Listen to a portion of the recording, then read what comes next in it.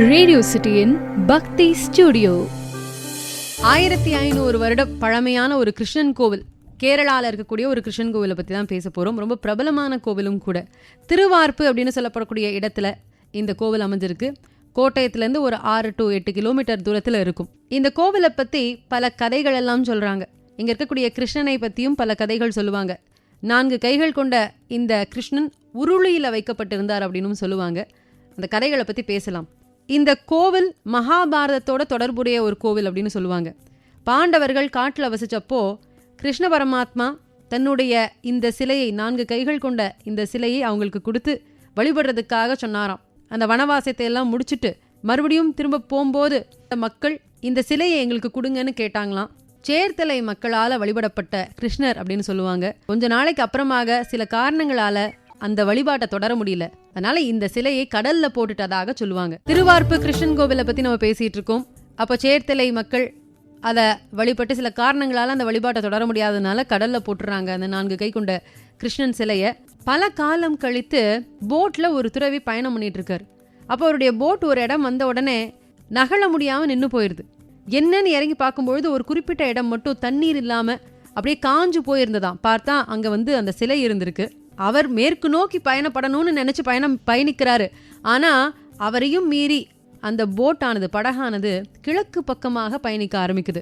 குன்னம் பள்ளிக்கரா வழியா அப்படி இப்ப இருக்கக்கூடிய இடத்துக்கு சேர்ந்ததாம் அந்த சிலை. அந்த படகுல இருந்து இறங்கின அந்த துறவியானவர் அங்க இருக்கக்கூடிய தர்மசாஸ்தா கோவில்ல சிலை இல்லாம இருக்கிறத பார்த்துட்டு இந்த சிலையை பிரதிஷ்டை பண்ணினாராம். இது ஒரு கதை. திருவார்ப்பு கிருஷ்ணன் கோவிலை பத்தி பேசிட்டு இருக்கோம். இந்த கோவிலினுடைய சிறப்புகள், விசேஷங்கள்னு சொல்லும் பொழுது ஒரு தனித்தன்மை உண்டு. இங்க இருக்கக்கூடிய அந்த பூசாரி இருக்கார் இல்லையா, பூஜை பண்ணக்கூடிய அர்ச்சகர், அவர் கையில சாவி மாத்திரம் இல்லாம ஒரு கோடாரியும் வச்சிருப்பாராம். ஏன்னா இந்த நடை சாத்தி நடையை திறக்கும் போது கொஞ்சம் கூட தாமதம் ஆயிடக்கூடாது. ஒருவேளை சாவி மாட்டிட்டு கதவை திறக்க வரலைன்னா உடனடியாக அதை திறக்கணும் அப்படிங்கிறதுக்காக அதை உடைச்சாது திறக்கணும்னு சொல்லிட்டு கையில கோடாரி வச்சிருப்பாராம். ஏன் அப்படின்னா ஒரு 2 நிமிஷம் தான் அந்த கோவில் சாத்தியே வச்சிருக்காங்க. 24 மணி நேரத்துல 2 நிமிடங்கள் மட்டும்தான். ராத்திரி 11:58 12 மணி வரைக்கும் மட்டும்தான் அந்த 2 நிமிடங்கள் தான் அந்த கோவிலை சாத்தி வச்சிருக்காங்க. 365 நாளும் மற்ற நேரங்கள் எல்லாத்துலேயுமே கோவில் திறந்துதான் இருக்கும். ஏன்னா எப்போவுமே இங்கே இருக்கக்கூடிய கிருஷ்ணர் பசியில் இருப்பார் அப்படின்னும் அவரை ஒரு 2 நிமிஷம் கூட பசியாக போட்டுறக்கூடாது, வாட விட்டுறக்கூடாது அப்படிங்கிறதுக்காகவும் இங்கே இந்த மாதிரியான ஒரு சம்பிரதாயத்தை கடைபிடிக்கிறாங்க. எதனால் அப்படின்னா, கம்சனை கொன்னதுக்கு அப்புறமா கிருஷ்ணர் ரொம்ப அப்படியே களைப்பாக இருக்கார் அப்படின்னும் அவருக்கு அகோரமான பசி இருக்குது அப்படிங்கிறதுக்காகவும் இங்கே இருக்கக்கூடிய மக்கள் அவருக்கு எப்போவுமே உணவு கொடுத்துக்கிட்டே இருக்கிறாங்க. அபிஷேகம் நடக்கும். அபிஷேகம் முடிஞ்ச உடனே முதல்ல அந்த கிருஷ்ணனுடைய தலையை துவட்டுறாங்க. அதுக்கப்புறமா உடனடியாக நைவேத்தியம் பண்ணிடுறாங்க. அதுக்கப்புறம் தான் உடலையும் துடைக்கிறாங்க. இப்படி கொஞ்சம் கூட தாமதிக்க மாட்டாங்க. ஏன்னா கிருஷ்ணர் பசி பொறுக்க மாட்டார் அப்படின்னு சொல்லிட்டு இங்க 10 தடவை ஒரு நாளைக்கு நைவேத்தியம் பண்றாங்க. திருவார்ப்பு கிருஷ்ணன் கோவிலை பத்தி தான் இன்னைக்கு பேசிட்டு இருக்கோம். இந்த கோவில் 365 நாளும் எல்லா நேரமும் திறந்துதான் இருக்கும். இரவு 11:58 12 மணி வரைக்கும் மட்டும்தான் நடை சாத்தி வைக்கிறாங்க. ஏன்னா இங்க இருக்கக்கூடிய கிருஷ்ணர் பசியோட இருப்பார் அப்படிங்கிறதுக்காக. கம்சனை கொன்று அந்த களைப்பு தீராம பசியோட அங்க இருக்காராம் கிருஷ்ணர். அதனால ஒரு நாளைக்கு 10 தடவை இங்க நிவேதனம் வைக்கிறாங்க.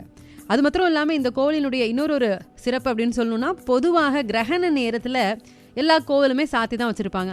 ஆனால் இந்த கோவில் கிரகண நேரத்தில் கூட சாத்தி வச்சுருக்க மாட்டாங்க.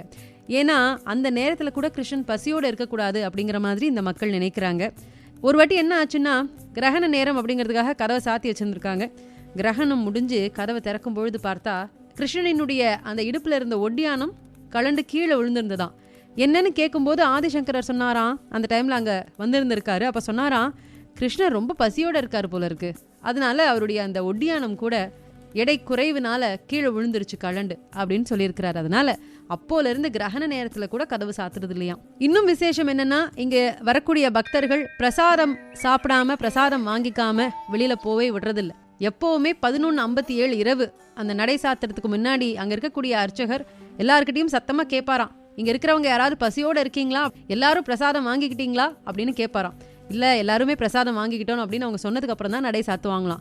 இங்க இருக்கக்கூடிய பிரசாதத்தை நீங்க சாப்பிட்டீங்க அப்படின்னா வயிறு அப்படி நிறைஞ்சிருக்குமா, ஆயுசுக்கும் உங்களுக்கு உணவு தட்டுப்பாடுங்கிறது வராது அப்படிங்கிற ஒரு நம்பிக்கையும் இருக்கு. திருவார்ப்பு கிருஷ்ணன் கோவிலை பத்தி தான் பேசிட்டு இருக்கோம். ஒரு நாளையில 24 மணி நேரம் அதுல 2 நிமிஷம் மட்டும்தான் இந்த கோவில் நடை சாத்திருக்காங்க. மற்றபடி அத்தனை நேரமும் இந்த கோவில் நடை திறந்துதான் இருக்கு. எப்ப வேணா போய் தரிசனம் பண்ணலாம் கிருஷ்ணனை. ஏன் அப்படின்னா, கம்சனை வதம் செஞ்சுட்டு இங்க வந்து ஒரு பெரிய ட்ரம் மாதிரி வச்சிருக்காங்க. அந்த ட்ரம்மை அடிச்சு அந்த ஒலி எழுப்பி கம்சனை வதம் பண்ணின கிருஷ்ண பரமாத்மா சொல்றாராம். அவனோட போரிட்டதுல ரொம்ப களைப்பாகி பசியோட இருக்காராம். அப்படி பசியோட இருக்கக்கூடிய கிருஷ்ணனுக்கு ஒரு நாளைக்கு 10 தடவை நைவேத்தியம் பண்றாங்க. கிருஷ்ணன் கோவில் நட சாத்தியாச்சுன்னா பசியோட இருப்பாரே, அடுத்த நாள் காலம்பரை வரைக்கும் அப்படிங்கிறதுக்காக இங்க நடையே சாத்த மாட்டேங்கிறாங்க. ஒரு நாளைக்கு 2 நிமிஷம் தான் நட சாத்துறாங்க. இங்க கொடுக்கக்கூடிய பிரசாதங்களும் ரொம்ப ரொம்ப விசேஷம். அதை வாங்கி சாப்பிடக்கூடிய பக்தர்களுக்கு மனதும் வயிறும் திருப்தியாகுது. அது மாத்திரம் இல்லாம அவங்களுக்கு வாழ்க்கையில முழுக்க எந்த உணவு பஞ்சமும் வராது அப்படிங்கிற ஒரு நம்பிக்கையும் இருக்கு. இங்க தரப்படக்கூடிய பால் பாயாசம், நெய் பாயாசம், அப்பம், இதோட ரொம்ப விசேஷமான சதுர்ச்சதாடம் அப்படின்னு ஒன்றும் கொடுக்குறாங்களாம். ரொம்ப ஒரு விசேஷமான கோவில் இந்த கிருஷ்ணன் கோவில். கேரளா பக்கமாக போகக்கூடியவங்க கோட்டயத்துலேருந்து ஒரு 6-7 கிலோமீட்டர் தொலைவில் இருக்கக்கூடிய திருவார்ப்பு கிருஷ்ணன் கோவிலையும் போய் தரிசனம் பண்ணிட்டு வாங்க. வாழ்க்கையில் எல்லா வளத்தையும் நலத்தையும் உங்களுக்கு கொடுப்பாரு கிருஷ்ண பரமாத்மா. ரேடியோ சிட்டியின் பக்தி ஸ்டுடியோ.